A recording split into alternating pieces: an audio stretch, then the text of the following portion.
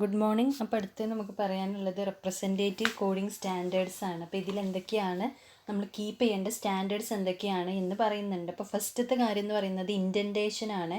അതായത് പ്രോപ്പറായിട്ടുള്ള കൺസിസ്റ്റൻ്റ് ആയിട്ടുള്ള ഒരു ഇൻഡൻറ്റേഷൻ നമ്മൾ കോഡിന് പ്രൊവൈഡ് ചെയ്യുക, സ്പേസുകൾ പ്രൊവൈഡ് ചെയ്യുക. അപ്പോൾ അതിലൂടെ നമുക്ക് കറക്റ്റായിട്ട് റീഡ് ചെയ്യാനും നമ്മളെ പ്രോഗ്രാമിനെ മെയിൻറ്റെയിൻ ചെയ്യാനൊക്കെ വേണ്ടിയിട്ട് പറ്റും. അപ്പോൾ ഇൻഡൻറ്റേഷൻ എന്തിനൊക്കെ യൂസ് ചെയ്യുന്നത്? Emphasize the body of a control statement such as a loop or a select statement. ഒരു ലൂപ്പ് സ്റ്റേറ്റ്മെൻറ്റിൽ അല്ലെങ്കിൽ ഒരു സെലക്ട് സ്റ്റേറ്റ്മെൻറ്റിനെ കറക്റ്റായിട്ട് പ്ലേസ് ചെയ്യാൻ വേണ്ടിയിട്ട് എന്ത് ചെയ്യണം? നമ്മൾ ഇൻഡൻറ്റേഷൻ യൂസ് ചെയ്യണം. കണ്ടീഷണൽ സ്റ്റേറ്റ്മെൻറ്റ് അതിൻ്റെ ബോഡിയിൽ നമ്മൾ കറക്റ്റായിട്ട് ഇൻഡൻറ്റേഷൻ യൂസ് ചെയ്യണം. അതേപോലെ ഒരു ബ്ലോക്കിൻ്റെ new scope block, emphasise a new scope block, അപ്പോൾ അതിലും നമ്മൾ ഇൻഡൻറ്റേഷൻ കറക്റ്റായിട്ട് യൂസ് ചെയ്യണം. അപ്പോൾ മിനിമം നമ്മൾ 3 സ്പേസ് എങ്കിലും ഇൻഡൻറ്റിന് കൊടുക്കണം. Generally indenting 3 or 4 spaces is considered to be adequate. അപ്പോൾ 3-4 സ്പേസ് കൊടുക്കുക എന്നുള്ളതാണ് നോർമലി നമുക്ക് സ്പേസ് കൊടുക്കേണ്ട ഒരു രീതി എന്ന് പറയുന്നത്. അപ്പം ഒരിക്കൽ പ്രോഗ്രാമർ അതിൻ്റെ നമ്പർ ഓഫ് സ്പേസസ് ഇൻറ്റൻറ്റ് ചെയ്യാനുള്ളത് സെലക്ട് ചെയ്ത് കഴിഞ്ഞാൽ ആ ഒരു മൊത്തം പ്രോഗ്രാമിൽ ത്രൂ ഔട്ട് അതേ രീതിയിലുള്ള ഒരു ഇൻഡൻറ്റേഷൻ കൺസിസ്റ്റൻ്റ് ആയിട്ട് കീപ്പ് ചെയ്യുക എന്നുള്ളതാണ് അതിൻ്റെ ഒരു സ്റ്റാൻഡേർഡിറ്റി എന്ന് പറയുന്നത്. അപ്പോൾ ഫസ്റ്റ് ഇൻഡൻറ്റേഷൻ ആണ്. രണ്ടാമത്തത് സ്ട്രക്ചേർഡ് പ്രോഗ്രാമിംഗ് ആണ്. സ്ട്രക്ചേർഡ് പ്രോഗ്രാമിംഗ് ടെക്നിക്സിൽ നമുക്ക് അതായത് ആ ഒരു നമ്മൾ പ്രോഗ്രാമിനെ സ്ട്രക്ചേർഡ് ആക്കുന്ന ഏത് ഇതും നമുക്ക് യൂസ് ചെയ്യാം. അതിൽ യൂസ് ചെയ്യാൻ പറ്റാത്ത ഒന്നെന്ന് പറയുന്നത് ഗോ ടു സ്റ്റേറ്റ്മെൻ്റ് ആണ്. നമ്മൾ മുന്നേയും പറഞ്ഞിട്ടുണ്ട്, ഗോ ടു സ്റ്റേറ്റ്മെൻറ്റ് എന്ന് പറയുന്നത് നല്ലൊരു ഡിസിപ്ലിൻഡ് ആയിട്ടുള്ളൊരു സ്റ്റേറ്റ്മെൻ്റ് അല്ല. അതുകൊണ്ട് തന്നെ അതൊരു സ്ട്രക്ചേർഡ് പ്രോഗ്രാമിംഗ് ടെക്നിക്കായിട്ട് നമുക്ക് യൂസ് ചെയ്യാൻ പറ്റില്ല. അപ്പോൾ ഇതിനെ നമ്മൾ സ്പെഗറ്റി കോഡ് എന്ന് പറയും. അതായത് നമുക്ക് റീഡ് ചെയ്യാനും മെയിൻറ്റെയിൻ ചെയ്യാനും ബുദ്ധിമുട്ടായിട്ടുള്ള ഒരു സ്റ്റേറ്റ്മെൻറ്റിനെയാണ് ഇങ്ങനെ സ്പെഗറ്റി കോഡ് എന്ന് പറയാം. ഒരു നെഗറ്റീവ് ഫ്രേസ് ആണ്, അൺസ്ട്രക്ചേർഡ് ഫ്രേസ് ആണ്, difficult to maintain source code. Source കോഡിനെ മെയിൻറ്റെയിൻ ചെയ്യാൻ ഡിഫിക്കൽട്ട് ആയതുകൊണ്ടാണ് ഇതിനെ സ്പെഗറ്റി കോഡ് എന്ന് പറയുന്നത്. അതായത് ഗോ ടു സ്റ്റേറ്റ്മെൻറ്റിനെ നമ്മൾ യൂസ് ചെയ്യാതിരിക്കുകയാണ് നല്ലത്. പിന്നെ classes, sub routines, functions and modules ആണ് അടുത്തത്. അപ്പോൾ ഇതിലേത് വന്നാലും നമ്മൾ മാക്സിമം അതിൻ്റെ സൈസ് റെഡ്യൂസ് ചെയ്യുക എന്നുള്ള കൺസെപ്റ്റാണ് ഇവിടെ പറയുന്നത്. Keep sub routines, functions and methods reasonably sized. പറ്റുന്ന രീതിയിലുള്ള സൈസിൽ മാത്രം ഇതിനെ കീപ്പ് ചെയ്യുക. This depends upon the language being used. അപ്പോൾ നമ്മൾ യൂസ് ചെയ്ത ലാംഗ്വേജിനനുസരിച്ച് ഇതിൻ്റെ ലെങ്ത് ഒക്കെ മാറും. A good rule of thumb for module length, however, is to constrain each module to one function or action. അപ്പോൾ ഒരു മൊഡ്യൂൾ റൂൾ പ്രകാരം നമുക്ക് ഒരു മൊഡ്യൂളിൽ ഒരു ഫംഗ്ഷനോ അല്ലെങ്കിൽ ഒരു ആക്ഷനോ മതി എന്നുള്ള രീതിയിൽ സെറ്റ് ചെയ്യാണ് എന്ത് നല്ലത്. Each module should do only one thing. ഓരോ മൊഡ്യൂളും ഒരു കാര്യം ചെയ്താൽ മതി എന്നുള്ള രീതിയിൽ. If a module grows too large it is usually because the program is trying to accomplish too many actions at one time. അപ്പോൾ മൊഡ്യൂളിൻ്റെ ലെങ്ത് ഇങ്ങനെ കൂടി പോകുക എന്ന് പറഞ്ഞാൽ പ്രോഗ്രാമർ അതിൽ കൂടുതൽ ആക്ഷൻസ് ഉൾപ്പെടുത്താൻ വേണ്ടിയിട്ട് ശ്രമിക്കുന്നുണ്ട് എന്നാണ് അതിനർത്ഥം. അപ്പോൾ അതിനനുസരിച്ച് സബ് ക്ലാസ് ആക്കി മാറ്റേണ്ടിയൊക്കെ വരും. പിന്നെ the names of the classes, sub routines, functions and method shall have verbs in them.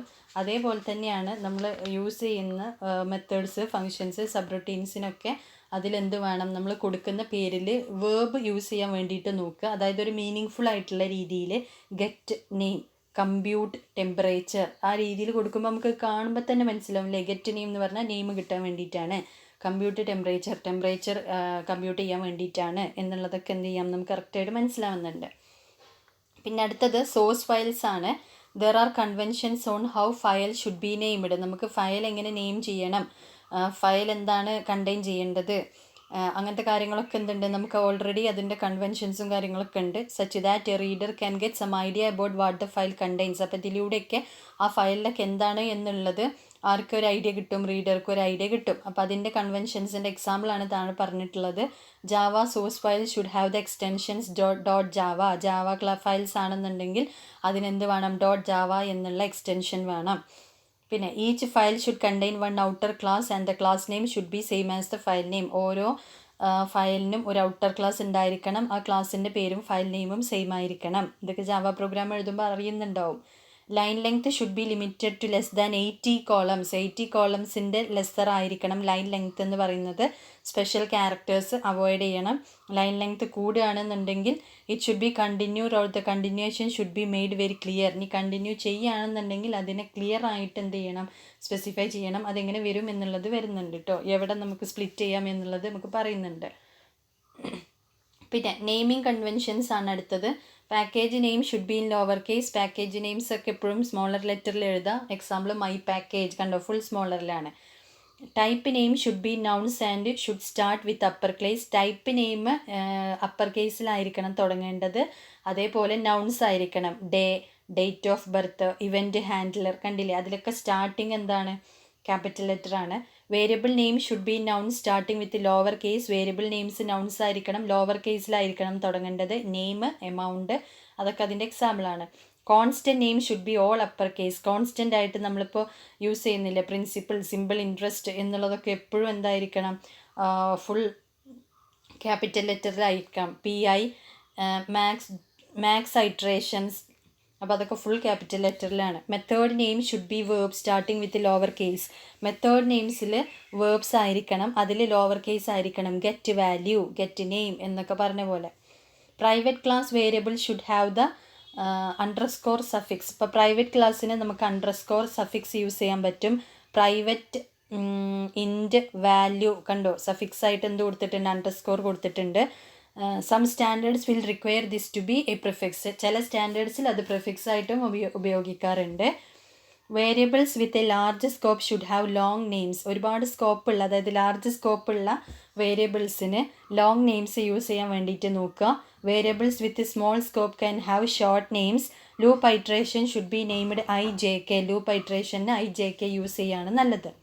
The prefix should be used for Boolean variables and methods to avoid confusion. അപ്പോൾ Boolean വേരിയബിൾസിനും മെത്തേഡ്സിനും നമ്മൾ is എന്നുള്ള prefix use ചെയ്യുന്നത് നല്ലതായിരിക്കും. ഇപ്പോൾ just status എന്നുള്ളതിന് പകരം is status കണ്ടോ. Negative boolean variable names is not correct should be avoided. അപ്പോൾ ഈ രീതിയിലുള്ള ഈസ് കറക്റ്റ് എന്ന് യൂസ് ചെയ്യാം, അത് പോസിറ്റീവ് ബൂളിയൻ വേരിയബിളാണ്. പക്ഷേ ഈസ് നോട്ട് കറക്റ്റ് എന്നുള്ളത് നെഗറ്റീവ് വേരിയബിളാണ്. അപ്പോൾ അങ്ങനത്തെ നെഗറ്റീവ് ബൂളിയൻ വേരിയബിൾസ് യൂസ് ചെയ്യാതിരിക്കുക. ഇനി ബൂളിയൻ വേരിയബിൾസും മെത്തേഡ്സും നമ്മൾ പോസിറ്റീവായിട്ട് യൂസ് ചെയ്യുമ്പോൾ തന്നെ അതിന് പ്രിഫിക്സ് ആയിട്ട് ഈസ് യൂസ് ചെയ്യാൻ വേണ്ടിയിട്ട് നോക്കുക. The term compute can be used for methods where something is being computed. അപ്പോൾ നമ്മൾ എന്തെങ്കിലും കമ്പ്യൂട്ട് ചെയ്യുകയാണെന്നുണ്ടെങ്കിൽ നമുക്കതിന് അവിടെ എന്ത് യൂസ് ചെയ്യാം, കമ്പ്യൂട്ട് എന്നുള്ള ടേം യൂസ് ചെയ്യുന്നത് ഒന്നും കൂടെ അതിനെക്കുറിച്ച് മനസ്സിലാക്കാൻ ബെറ്റർ ആയിരിക്കും. അപ്പോൾ അതിൻ്റെ എക്സാമ്പിളാണ് കമ്പ്യൂട്ട് മീൻ. ഫൈൻഡ് മിനിമം കണ്ടെത്താനാണ്, മീൻ കമ്പ്യൂട്ട് ചെയ്യാനാണ് എന്നൊക്കെയാണ് അതിൻ്റെ മീനിങ്. പിന്നെ exception class should be suffixed with exception. Exception ക്ലാസ്സിന് എപ്പോഴും നമ്മൾ സഫിക്സ് ആയിട്ട് എക്സെപ്ഷൻ എന്നുള്ള ടേം കൊടുക്കുക. അപ്പോൾ അതിൻ്റെ എക്സാമ്പിളാണ് ഔട്ട് ഓഫ് ബൗണ്ട് എക്സെപ്ഷൻ. അത് ഫുള്ളായിട്ട് കൊടുത്താൽ തന്നെ നമുക്ക് മനസ്സിലാവും ഈ ഔട്ട് ഓഫ് ബൗണ്ട്, അതായത് ബൗണ്ടറിക്ക് പുറത്ത് പോയതുകൊണ്ടുള്ള എക്സെപ്ഷനാണ് വന്നത് എന്ന് നമുക്ക് കാണുമ്പോൾ തന്നെ എന്ത് ചെയ്യുന്നുണ്ട്, മനസ്സിലാക്കാൻ പറ്റുന്നുണ്ട്. പിന്നെ അടുത്തത് സ്റ്റേറ്റ്മെൻറ്റ്സ് ആണ്. ഡിക്ലറേഷൻ അല്ലെങ്കിൽ എക്സിക്യൂട്ടബിൾ സ്റ്റേറ്റ്മെൻറ്റ്സ് നമ്മൾ കോഡിൽ യൂസ് ചെയ്യുമ്പോൾ നമ്മൾ ഫോളോ ചെയ്യേണ്ട ഗൈഡ് ലൈൻസ് ആണ് ഇതിൽ പറയുന്നത്. അപ്പോൾ എന്തൊക്കെയാണ്? Variable should be initialized where declared and they should be declared in the smallest possible scope. Variable should be initialized where declared. എവിടെയാണോ ഡിക്ലെയർ ചെയ്തിട്ടുള്ളത് അവിടെ തന്നെ ഇനീഷ്യലൈസ് ചെയ്യാൻ വേണ്ടിയിട്ട് നോക്കുക. സ്മോളസ്റ്റ് സ്കോപ്പിലുള്ള വേരിയബിൾസ് യൂസ് ചെയ്യാൻ വേണ്ടിയിട്ട് നോക്കുക. Declare related variables together in A common statement. Unrelated അതായത് ഒരേപോലെ ഒരു സ്റ്റേറ്റ്മെൻറ്റിൽ, ഒരു കോമൺ സ്റ്റേറ്റ്മെൻറ്റിൽ യൂസ് ചെയ്യുന്ന വേരിയബിൾസിനൊക്കെ ഒരേ സ്ഥലത്ത് ഡിക്ലെയർ ചെയ്യുക. അൺറിലേറ്റഡ് വേരിയബിൾസിനെ ഒരേ സ്റ്റേറ്റ്മെൻറ്റിൽ കൊണ്ടുപോയിട്ട് ഡിക്ലെയർ ചെയ്യാതിരിക്കുക, എന്താണ് നല്ലത്. Class variable should never be declared public. Class വേരിയബിൾസിനെ പബ്ലിക്കായിട്ട് ഡിക്ലെയർ ചെയ്യാതിരിക്കുക.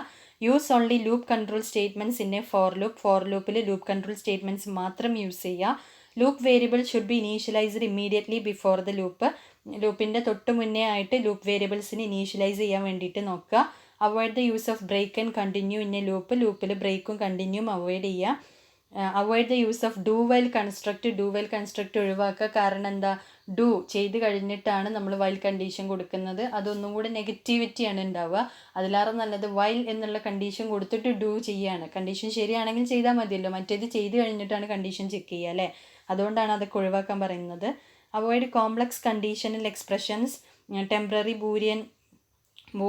Boolean variables instead. അപ്പോൾ കോംപ്ലക്സ് ആയിട്ടുള്ള കണ്ടീഷൻ എക്സ്പ്രഷൻസ് അവോയ്ഡ് ചെയ്തിട്ട് ഇങ്ങനത്തെ ബൂളിയൻ വേരിയബിൾസ് എന്ത് ചെയ്യുക, ഇൻട്രൊഡ്യൂസ് ചെയ്യാൻ വേണ്ടിയിട്ട് നോക്കുക.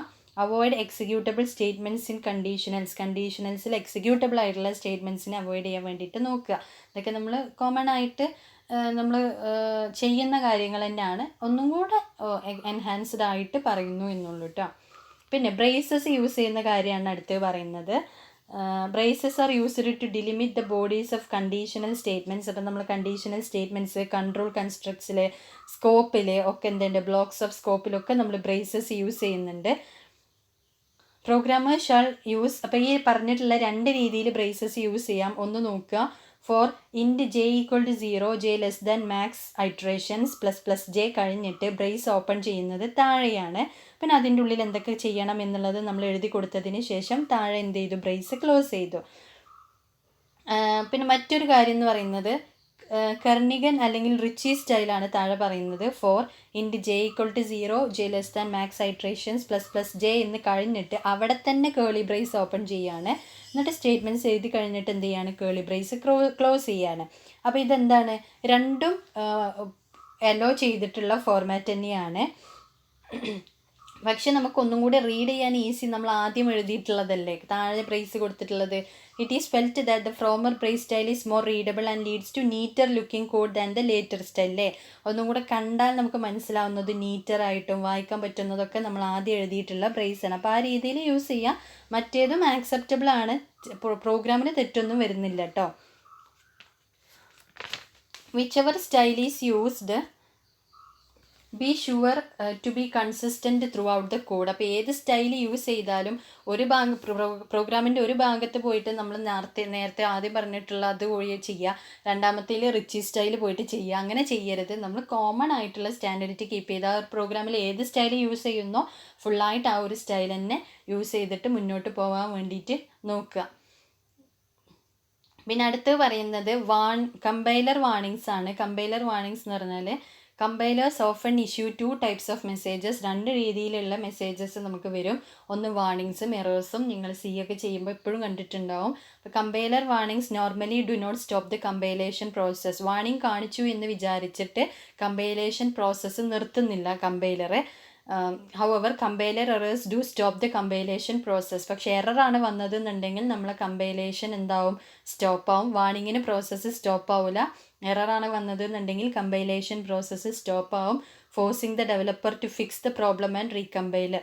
അപ്പോൾ എറർ വന്നു കഴിഞ്ഞാൽ ഡെവലപ്പർ ആ പ്രോഗ്രാം സ്റ്റോപ്പ് ആവുന്നതിലൂടെ പിന്നെ ഡെവലപ്പർ ആ പ്രോബ്ലത്തിന് ഫിക്സ് ചെയ്യണം, പിന്നെ അതിനെ റീകമ്പൈൽ ചെയ്യണം ശരിയായിട്ടുണ്ടോ എന്നുള്ളത്.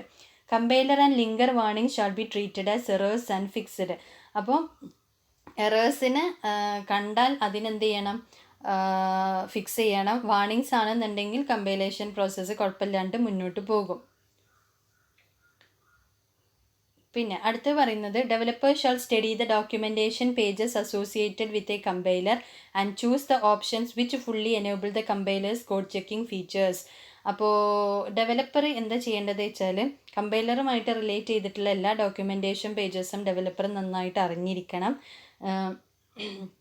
കമ്പൈലറുടെ കംപ്ലീറ്റ് കോഡ് ചെക്കിംഗ് ഫീച്ചേഴ്സിനെ കുറിച്ച് കംപ്ലീറ്റ് ആയിട്ട് ഓപ്ഷൻസ് കാര്യങ്ങളൊക്കെ എന്ത് ചെയ്യണം, ഈ ഡെവലപ്പർ അറിഞ്ഞിരിക്കണം. ജസ്റ്റ് ഒന്നുമില്ല, നമ്മൾ വാർണിങ്സും എറേഴ്സും എങ്ങനെ ഹാൻഡിൽ ചെയ്യും എന്നുള്ളതൊന്ന് സ്പെസിഫൈ ചെയ്തതാണ് ഈ ഒരു സെക്ഷനിൽ പറയുന്നത്.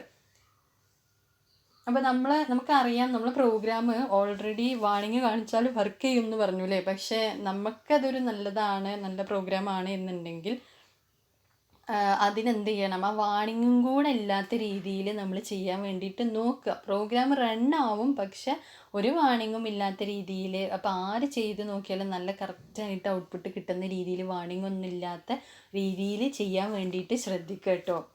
പിന്നെ rules for limiting the use of globals. These rules list what types of data can be declared global and what cannot. അപ്പോൾ ഏതൊക്കെ ഡാറ്റേനെ ഗ്ലോബലാക്കി ഡിക്ലെയർ ചെയ്യണം, ഏതിനൊക്കെ ചെയ്യേണ്ട എന്നുള്ള കാര്യങ്ങളാണ് ഇവിടെ പറയുന്നത്.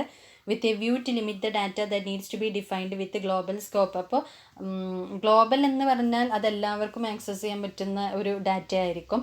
അപ്പോൾ എല്ലാം കൊണ്ടിട്ട് ഗ്ലോബൽ എന്നിടരുത്. ലിമിറ്റഡ് ആയിട്ടുള്ള ഡാറ്റ, അത്രയും അങ്ങനത്തെ ഡാറ്റാസിനെ മാത്രം എന്ത് ചെയ്യുക, ഗ്ലോബലാക്കിയിട്ട് സെറ്റ് ചെയ്യുക. പിന്നെ കമൻറ്റിങ് ആൻഡ് ലേ ഔട്ടാണ് അടുത്ത് പറയുന്നത്. Comments are textual statements that are meant for program reader to aid the understanding of code.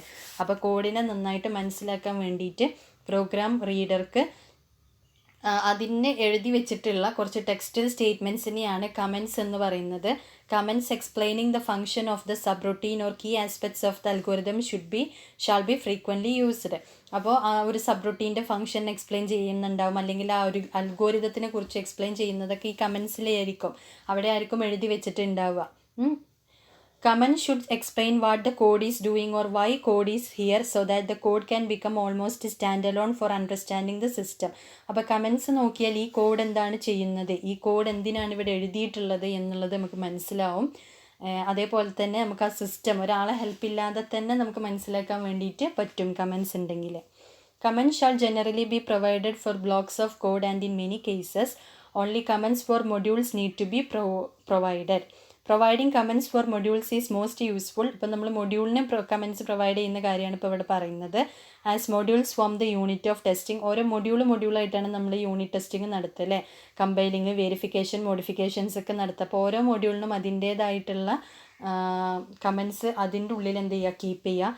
Comments for a module are often called prologue എന്ന് പറയും. ഒരു മൊഡ്യൂളിൻ്റെ പ്രൊലോഗ് എന്നും കൂടെ അറിയപ്പെടുന്നുണ്ട്. ഒരു മൊഡ്യൂളിൻ്റെ കമൻസ് എന്ന് പറഞ്ഞാൽ അതിലെന്തുണ്ടാവും, ആ മൊഡ്യൂളിൻ്റെ ഫംഗ്ഷനാലിറ്റി ഡിസ്ക്രൈബ് ചെയ്തിട്ടുണ്ടാവും. പബ്ലിക് ഇൻ്റർഫേസ്, ആ മൊഡ്യൂൾ എന്തിനു വേണ്ടിയിട്ട് യൂസ് ചെയ്യുന്നു, പാരാമീറ്റേഴ്സ് എന്തൊക്കെയാണ്, പാരാമീറ്റേഴ്സിൻ്റെ അസംഷൻസ് എന്തൊക്കെയാണ്, സൈഡ് എഫക്ട്സ് എന്തൊക്കെയാണ്, അങ്ങനത്തെ ഒരുവിധം എല്ലാ കാര്യങ്ങളും അതിൻ്റെ പ്രൊലോഗിൽ എന്ത് ചെയ്തിട്ടുണ്ടാവും, ഇൻക്ലൂഡ് ചെയ്തിട്ടുണ്ടാവും. അപ്പോൾ അത് നോക്കിയാൽ തന്നെ മനസ്സിലാവും എന്തൊക്കെയാണ് ഈ ഒരു മൊഡ്യൂൾ പറയുന്നത് എന്ന്.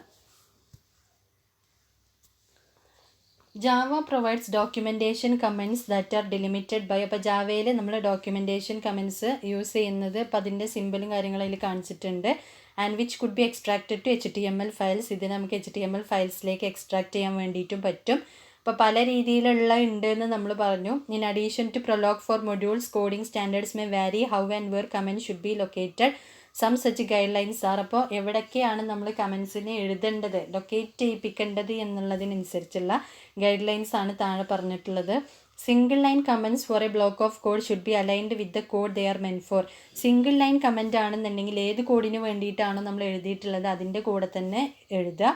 There should be comments for all major variables explaining what they represent. ഒരുവിധം എല്ലാ വേരിയബിൾസിനും കമൻസ് എഴുതാൻ വേണ്ടിയിട്ട് നോക്കുക, ആ വേരിയബിൾസ് എന്തിനാണ് റെപ്രസെൻറ്റ് ചെയ്യുന്നത് എന്ന് കാണിക്കാൻ വേണ്ടിയിട്ട്. A block of comment should be preceded by a blank comment line with just /* and ended with a line containing just */. അപ്പോൾ ഒരു ബ്ലോക്ക് ഓഫ് കമൻസ് ആണ് എന്നുണ്ടെങ്കിൽ എന്ത് ചെയ്യുക, അതിൻ്റെ തൊട്ട് മുന്നേ ഒരു ബ്ലാങ്ക് കമൻറ്റ് ലൈൻ യൂസ് ചെയ്യാം. അവിടെ നമ്മൾ ഒരു /* നമ്മൾ ചെയ്യാറില്ലേ, /* ഇട്ട് ഒരു ലൈൻ ബ്ലാങ്ക് ഇടും, പിന്നെ ബാക്കി കുറേ സ്റ്റേറ്റ്മെൻറ്റ്സ് എഴുതിയിട്ട് പിന്നെ ലാസ്റ്റ് എന്ത് ചെയ്യും, */ ഇട്ടിട്ട് ക്ലോസ് ചെയ്യും. പിന്നെ trailing comments after statement should be short on the same line and shifted far enough to separate them from statements. ഇപ്പോൾ ട്രെയിലിംഗ് കമൻസ് എന്ന് പറഞ്ഞാൽ നമ്മൾ ലാസ്റ്റ് എഴുതുന്ന കമൻസാണ്. അപ്പോൾ അതെന്ത് ചെയ്യണം, നമ്മൾ ഈ സ്റ്റേറ്റ്മെൻറ്റ്സിൽ നിന്നൊക്കെ, അല്ലെങ്കിൽ നമ്മൾ ആ ലൈൻ ഇപ്പോൾ കോഡിൻ്റെ താഴെ നമ്മൾ ലാസ്റ്റ് എഴുതുന്നൊരു കമൻറ്റ് ഉണ്ട് വിചാരിക്കുക, അപ്പോൾ അതിനോട് ചാരിയിട്ട് തന്നെ എഴുതിയാൽ അത് കൺഫ്യൂസ്ഡ് ആക്കും. അപ്പോൾ അതിന് പകരം എന്ത് ചെയ്യുക, ഒരു ലൈന് വിട്ടിട്ടോ അല്ലെങ്കിൽ കുറച്ച് വിട്ടിട്ടോ ഒക്കെ ആയിട്ട് എന്ത് ചെയ്യാം, നമ്മൾ അത്യാവശ്യം സ്പേസ് ഇട്ടിട്ട് എന്ത് ചെയ്യാം, നമ്മൾ കമൻറ്റ് ലാസ്റ്റ് സ്റ്റേറ്റ്മെൻറ്റ് കൊടുക്കുക. എന്നാലേ ബാക്കിയുള്ള സ്റ്റേറ്റ്മെൻറ്റ്സൊന്നും അതിനെ സെപ്പറേറ്റ് ആയിട്ട് മനസ്സിലാക്കാൻ പറ്റുള്ളൂ. അപ്പോൾ അതിന് വേണ്ടിയിട്ട് അങ്ങനെ കൊടുക്കുക. അപ്പോൾ ഇത്രയാണ് ഇതിൽ വരുന്നത്, കമൻസിൽ വരുന്നത്.